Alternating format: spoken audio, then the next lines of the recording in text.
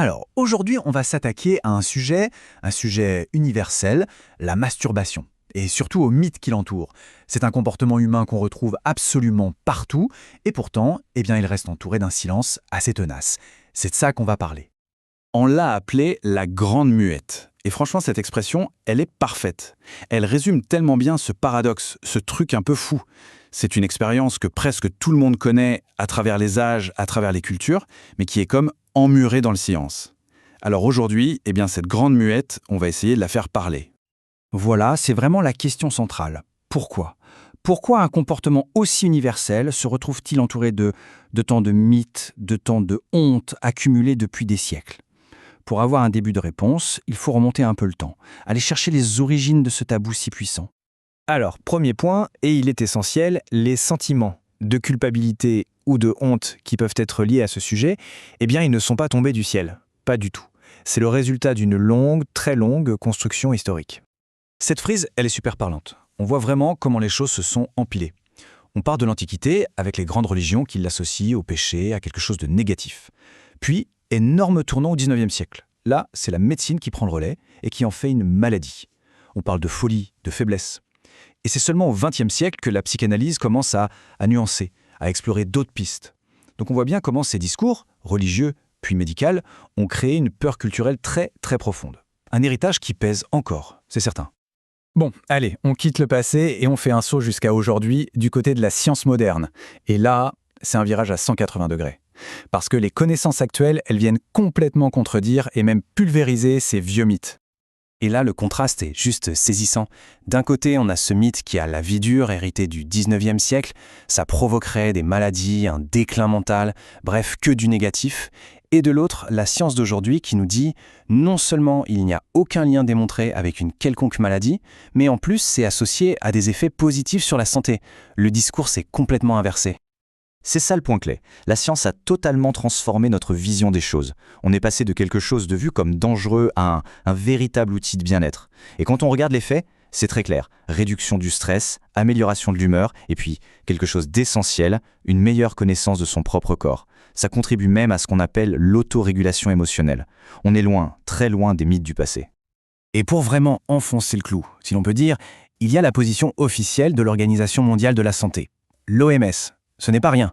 Elle la reconnaît noir sur blanc comme une composante normale de la santé sexuelle. C'est une validation claire, nette, qui vient clore le débat sur le plan médical. Mais l'histoire ne s'arrête pas au corps, loin de là. Parce qu'au-delà du physique, cette pratique joue des rôles psychologiques qui sont absolument fondamentaux dans notre développement personnel. Un de ces rôles, c'est l'autorégulation émotionnelle. C'est un terme un peu technique, mais l'idée est simple. C'est la capacité à utiliser son propre corps pour gérer une tension, pour s'apaiser. C'est une sorte de retour à soi, un moyen de se calmer qui puise ses racines très loin dans nos toutes premières expériences sensorielles. Deuxième fonction psychique, ce que les psychanalystes appellent le travail du fantasme. Là, on est vraiment dans l'espace mental. C'est un lieu privé, intime, où l'imagination et le désir peuvent s'explorer librement. C'est une sorte de terrain de jeu pour l'esprit qui est essentiel pour développer sa créativité psychique, pour construire son propre monde intérieur. Et puis, il y a ce concept clé, l'autonomisation psychique. C'est la prise de conscience à un moment donné que le plaisir peut être généré par soi-même, sans avoir besoin de quelqu'un d'autre. Et ça, cette découverte, c'est une étape absolument fondamentale. C'est un des piliers sur lesquels on construit son sentiment d'être un individu distinct, autonome. Ok, maintenant, parlons de la vie d'adulte, de la vie de tous les jours. Comment tout ça s'intègre dans une sexualité contemporaine, et notamment dans les relations de couple. Parce que c'est là que subsistent pas mal de questions et de préoccupations. Alors, un des mythes les plus coriaces, ça nuirait à la relation de couple, ça baisserait le désir pour son ou sa partenaire. La réalité, c'est que les études suggèrent plutôt le contraire. Le fait de bien connaître son propre corps, son propre fonctionnement, ça peut au contraire améliorer la communication sexuelle dans le couple.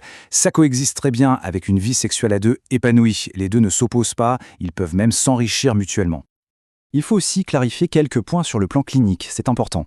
On entend souvent le mot addiction, il faut savoir que ce n'est pas un diagnostic reconnu par les grandes instances de la psychiatrie comme le DSM-5.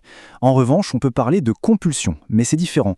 Quand la pratique devient compulsive, envahissante, elle est plutôt vue comme le symptôme d'autre chose, de l'anxiété par exemple, ou une difficulté à réguler ses émotions. La cause est ailleurs. Et pour ce qui est de la culpabilité, on l'a vu, c'est le résultat des tabous culturels, pas de l'acte lui-même. Et cette phrase, je trouve, résume parfaitement la vision moderne déstigmatisée. Comprendre ce sujet, ce n'est pas juste parler d'un acte, c'est comprendre une partie essentielle de la relation qu'une personne tisse avec elle-même, avec son corps, avec son désir et avec tout son univers intérieur. C'est vraiment une dimension constitutive de l'être. Et on termine sur cette question pour ouvrir un peu la perspective. Si on arrive à déconstruire les mythes sur une partie aussi intime de soi-même, à la regarder sans honte et sans jugement, alors à quelles autres facettes de l'expérience humaine pourrait-on appliquer cette même démarche de compréhension ? C'est une réflexion qui, je crois, vaut la peine d'être menée. La question reste ouverte.